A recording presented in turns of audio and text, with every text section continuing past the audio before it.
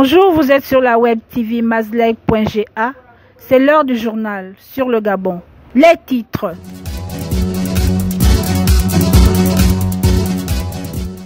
Flou artistique autour du calendrier scolaire au Gabon avec les agissements non officiels de responsables d'établissements qui s'autorisent à œuvrer à la compilation des notes de fin d'année sans notification officielle. L'accès à l'eau potable quasiment à plat ventre pour les populations du quartier Awenje à Libreville, vouées aux travaux d'Hercule avant le moindre accès aux précieux liquides.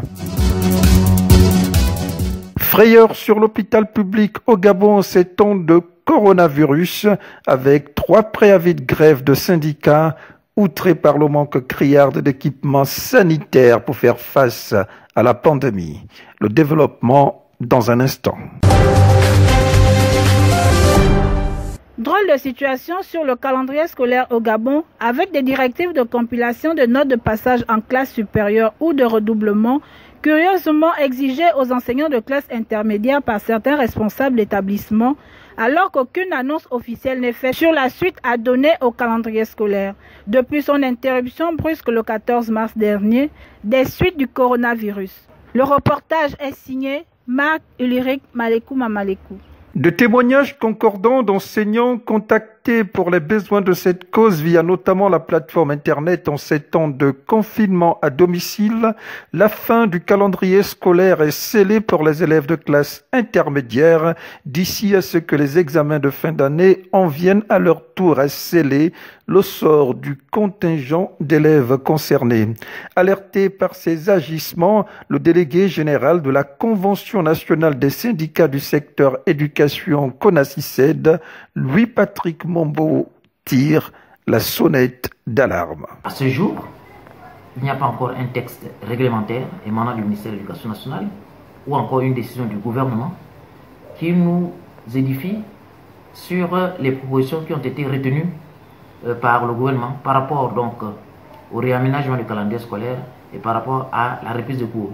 Nous conseillons à nos collègues enseignants, à nos collègues qui sont chefs d'établissement aujourd'hui, parce que c'est d'abord des enseignants au départ. Il n'y a pas une école qui forme les chefs d'établissement, aussi bien au primaire qu'au secondaire.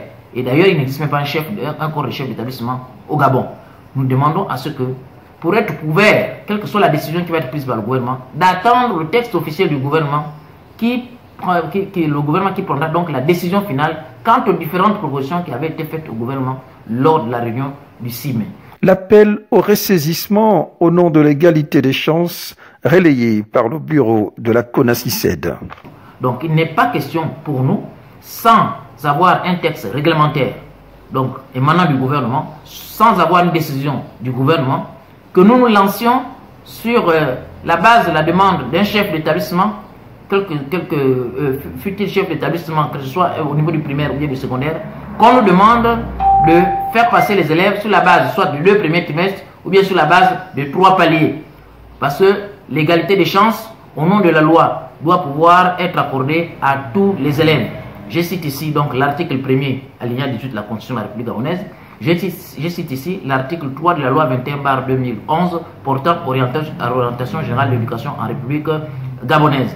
Tous les élèves doivent avoir la même chance pour pouvoir passer en classe supérieure. Le récent appel du gouvernement à garder les écoles closes en dépit de la levée de l'état d'urgence sur le Grand Libreville, tout en séquestrant les libertés individuelles au nom de la lutte contre la Covid-19, présage d'une non-reprise des cours dans l'immédiat qui pourrait entraîner une interruption définitive du calendrier scolaire en cours.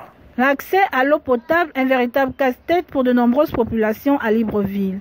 C'est à compte-gouttes et à la queue leu que sont vouées des populations du quartier d'Awenje pour tout accès aux précieux liquides. Constat dans ce reportage d'Yves Mvone Abesolo. On va pas se lever matin, mais il met les bidons. Toujours met les bidons, c'est pas possible. Hein? Ouais, que, hein? On va encore faire comment? Triste réalité pour le quartier pourtant huppé d'Awenje, au cœur de Libreville, sous perfusion d'accès à l'eau potable à la pompe dans les ménages depuis 10 ans. Comme sparadrap sur les jambes de bois, le gouvernement les condamne à faire dans la Manche en étant quotidiennement alimentés au lance-pierre grâce à une énorme fontaine extempiée SEG, Société d'énergie et d'eau du Gabon. Et c'est visiblement avec beaucoup d'amertume que ces populations vivent cette pratique de gouvernance sociale au rabais. On n'a pas d'eau. En temps normal, on n'a pas d'eau depuis 2013. La SEG nous donne l'eau quand ça leur plaît. On peut faire 1 mois, 2 mois, 6 mois, 1 an, on n'a pas d'eau. Le jour où ça vient, il faut qu'un voisin constate qu'il y a l'eau chez lui, il appelle s'il a les numéros des autres. Sinon, c'est Covid qui est venu nous sauver. On parcourt des kilomètres, on brave l'insécurité. La nuit, on se fait braquer parce qu'on cherche l'eau. L'eau, c'est la vie. L'eau est indispensable à l'homme. Nous, ce qu'on veut, on veut l'eau dans les ménages. On ne veut pas ça. Il y a des mamans d'un certain âge, il y a des papas d'un certain âge, il y a des gens malades. Une perfusion en eau accordée spécialement le temps de la Covid-19 avant un retour à grands pas à l'âge de pierre, en plus au XXIe siècle. Le spectre de grève générale plane sur l'hôpital public au Gabon avec la colère des personnels contre son dénouement en ce temps de coronavirus. Reportage. L'exposition manifeste des personnels de santé au Covid-19, toile de fond de la menace de grève générale qui plane sur l'hôpital public au Gabon. Le syndicat des médecins et chercheurs gabonais, le syndicat national des personnels de santé et le syndicat national des personnels de santé et assimilés ont tous déposé des préavis de grève sur la table du ministre de la Santé, Gustave Boukoumou Igasela, président du syndicat national des personnels de santé et assimilés. Pour déplorer le comportement de nos autorités sanitaires aujourd'hui.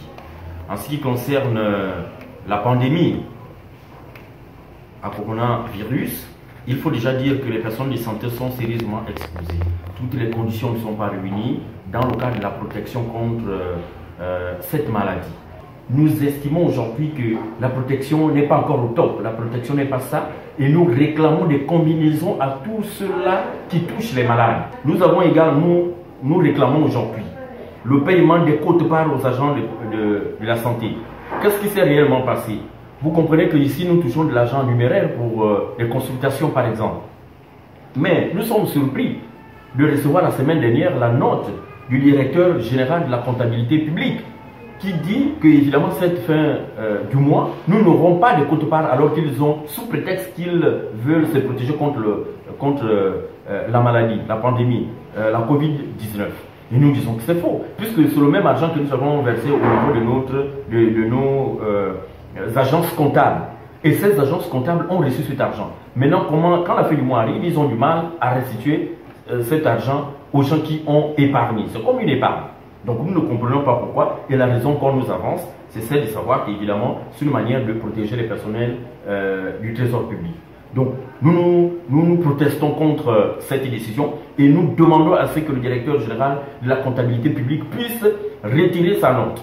Autre préoccupation contenue dans leur cahier de revendication, le paiement de la prime d'incitation à la performance PIP du deuxième trimestre de 2015 et la fin de la présence des régies financières mises à l'index pour gestion approximative. Enfin, l'épilogue dans l'affaire Stéphane Youbi Ondunga et le million supposé de jumping au bénéfice des fabricants de masques artisanaux du quartier Awenje à Libreville. Convoqué à la brigade anticriminelle vraisemblablement au nom de sa proximité avec Jean-Ping, Angélé Glenn y est ressorti sain et sauf. Arrivé là-bas, les autorités nous ont écoutés. Lui s'est excusé auprès des autorités parce que finalement il reconnaît qu'il est en état d'ivresse. C'est les paroles, les noms qu'il m'a donné là, qui cite toujours qu'il a les parents, ça ne va pas se terminer là. Là il insiste toujours que ça va finir au tribunal. Je ne sais pas pourquoi il me cherche toujours. Et pourtant, vu les autorités, on a dit que c'était fini, mais lui, il insiste toujours qu'il faut qu'on parte au tribunal parce qu'il a sa relation. Un mot de culture pour la boucle.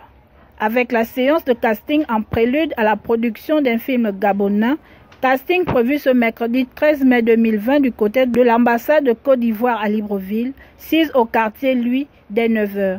Les explications du promoteur Guiti Armand, prix spécial Lucinus au FESPACO, et meilleure révélation d'Afrique centrale au festival Écran Noir. Il faut bien faire bouger les choses, il faut faire bouger le 7e art du côté de l'Afrique centrale, donc du Gabon.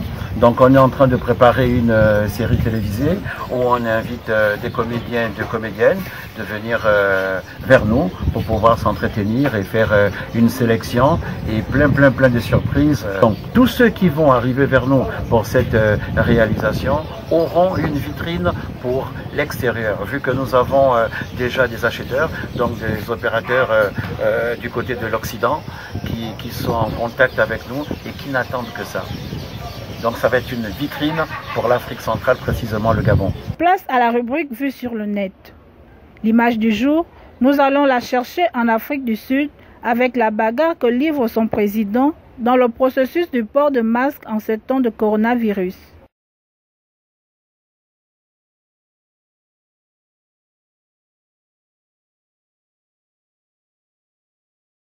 Dans votre rubrique Vue et Entendu, la polémique sur l'Afrique des cobayes en période de pandémie sanitaire, publiquement débattue au sein du Parlement belge. Nous l'avons nous-mêmes pratiqué au Congo.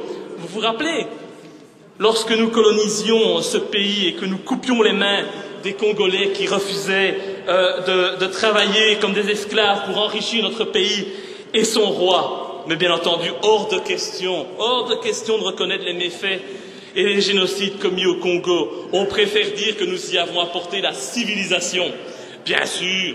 Et on oublie de dire que nous avons également apporté le sida, lorsque nous avons utilisé le peuple congolais comme des cobayes pour réaliser nos vaccins contre la polio.